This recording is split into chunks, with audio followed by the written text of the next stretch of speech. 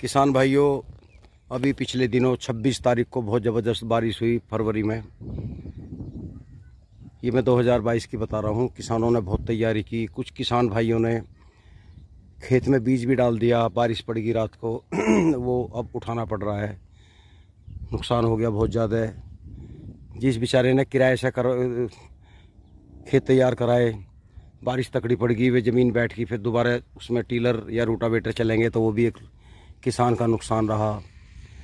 जिसके पास खुद अपने ट्रैक्टर हैं उन्हें भी नुकसान रहा, क्योंकि डीजल बहुत महंगा है, बार बार जुताई नहीं होती। खैर चलो, जो नफ़ा नुकसान होना था हो गया। अब किसान फटाफट तैयारी करें और अपने खेतों में बुआई की तैयारी कर दें, क्योंकि बहुत अच्छा समय चल रहा है। आज भी तैयारी करोगे तो 4 दिन से पहले काम नहीं जुड़ता, क्योंकि पहले तैयार करना, बीज करना, ताज़ा बीज बोना चाहिए।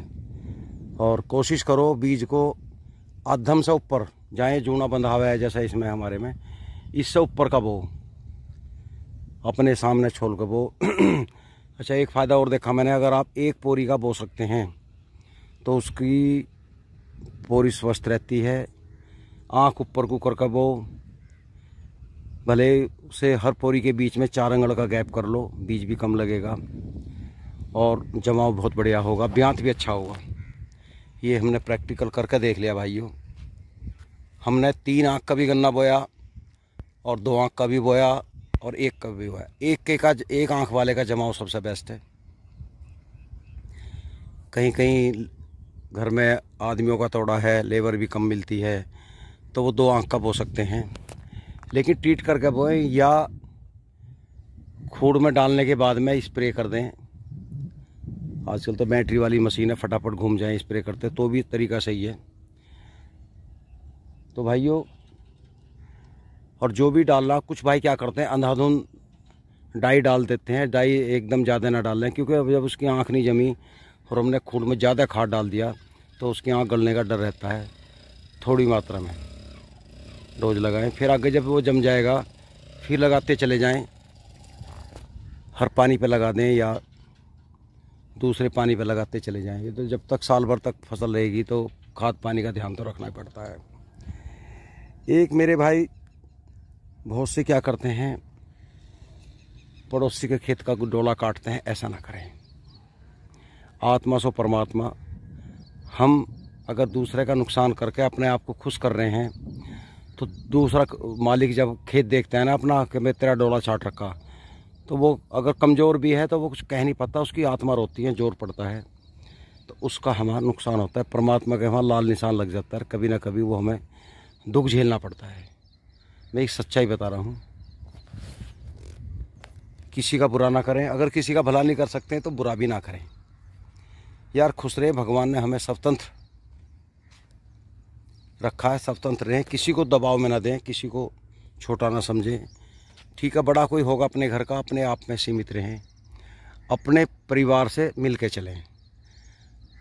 बहुत से घर के मुखिया क्या करते हैं, घर में 4 भाई हैं या 3 है, 2 हैं, एक भाई को 4 दे दिया माँ बाप ने, उसने अपनी घरवाली के साथ में साँठ-गाँठ करके दोनों ने मिल के पैसे हटाने शुरू कर दिए। कुछ मेरे भाई बुरा ना मान जाएं, मैं एक सच्चाई बता रहा हूँ। कुछ % लोग इस तरह के होते हैं, और जो भोला भाला खेती में मेहनत कर रहा है एक विश्वास पे, वो घाटे में रहता है, लेकिन लास्ट में परमात्मा उसे दंड देता है, जिसने हेरा फेरी की दूसरे भाइयों के साथ में। इसलिए कोई साथ नहीं लेके जाता, यहीं रहता है। हम जिसके लिए कर रहे हैं, औलाद के लिए कर रहे हैं, वही हमें लास्ट में दुख देती है।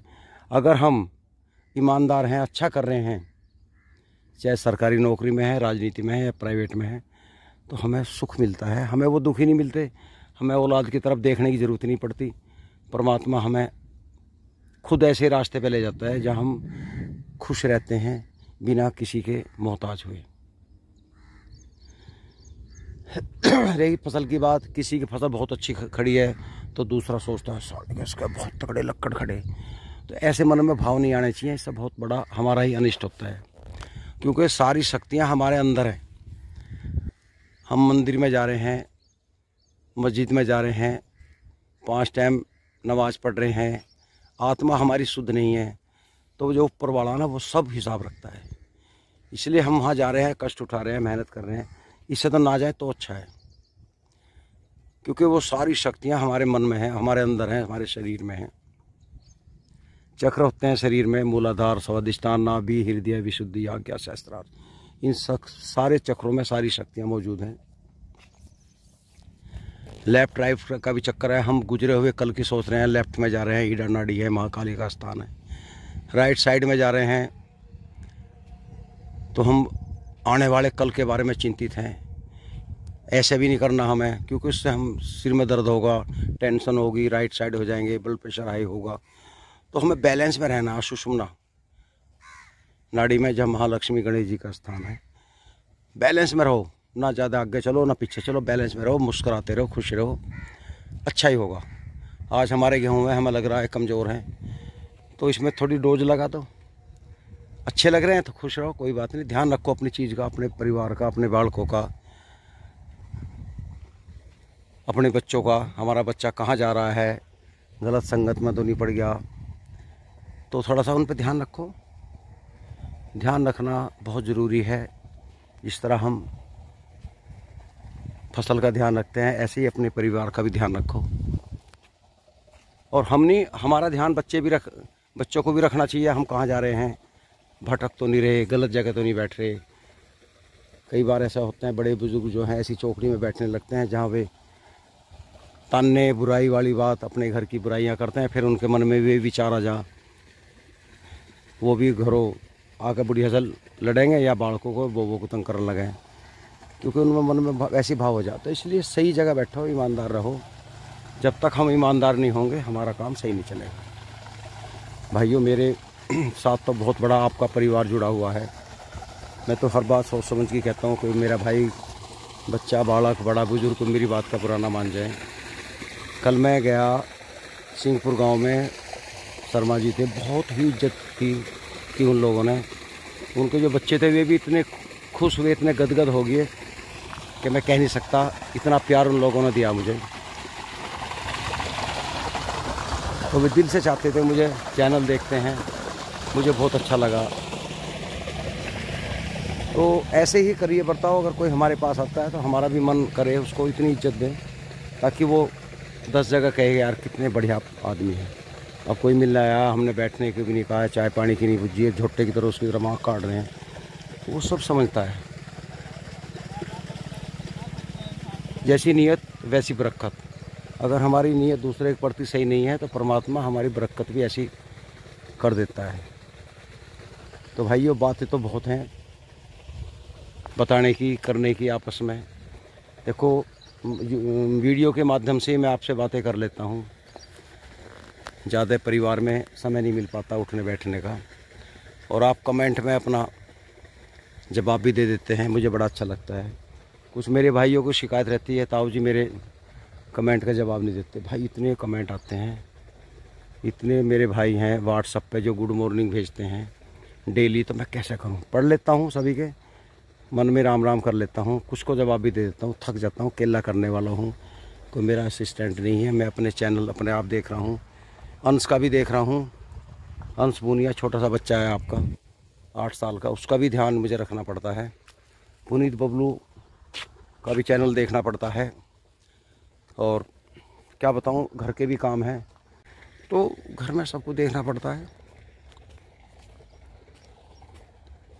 तो भाइयों, इस वीडियो में इतना ही काफ़ी। अब मैं चल रहा हूँ, 9:30 बज गए, मुझे कहीं जाना है, किसी से वादा हो रहा है।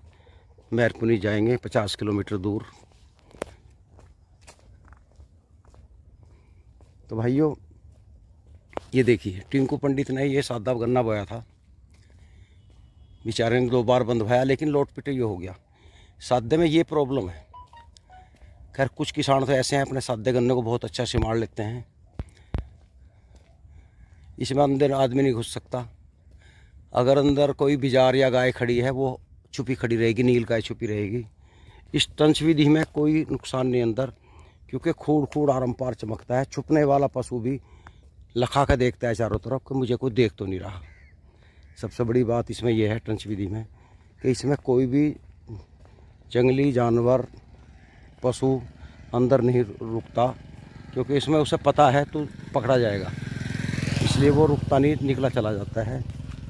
अच्छा लगा, बशर्ते यंत्र होने ज़रूरी हैं। यंत्र नहीं होंगे तो हम फेल हैं। तो भाइयों, जिनका बजट है वो यंत्र ज़रूर इकट्ठे करें या किराए से करा लें। विधि बहुत अच्छी लगी। आगे परमात्मा मालिक है, इस वीडियो में काफ़ी बातें होंगी। नमस्कार।